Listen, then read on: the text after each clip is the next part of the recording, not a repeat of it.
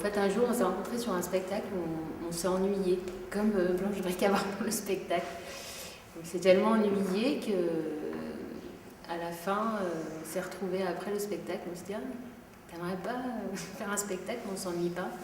Et voilà. Et c'était il y a 10 ans déjà. Tourneboulet, c'est un joli verbe en même temps qui veut dire chambouler, qui parle des émotions aussi, qui parle de quelque chose qui nous transforme aussi. Donc voilà. C'est un verbe de mouvement.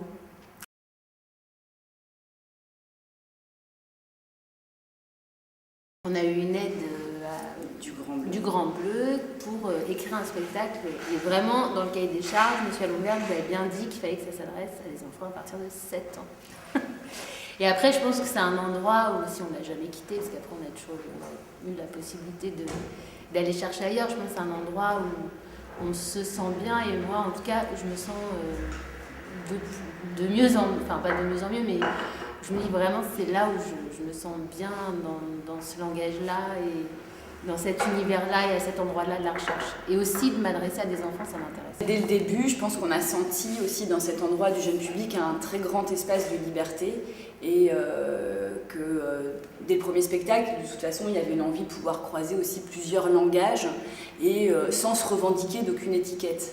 Et avec cette démarche aussi ludique, voilà, qui fait que je pense qu'on aime aborder des sujets profonds et c'est pas pour rien qu'on arrive à l'endroit de la philosophie aujourd'hui, mais on se prend jamais trop au sérieux. Au niveau politique, en tout cas, moi je me sens plus utile à cet endroit-là qu'ailleurs, parce que j'ai l'impression d'avoir quelque part une responsabilité de m'adresser à des premiers spectateurs. Il y a vraiment des vrais moments de bonheur, des fois après le spectacle, des vrais moments d'échange, de rencontres, de réactions, et où on reçoit aussi beaucoup. Les premiers spectateurs, ils viennent nous voir Une spontanéité, il n'y a pas de réserve, il n'y a pas de pudeur. Et voilà, du coup, nous aussi, ça nous nourrit dans notre travail, on a l'impression d'avancer.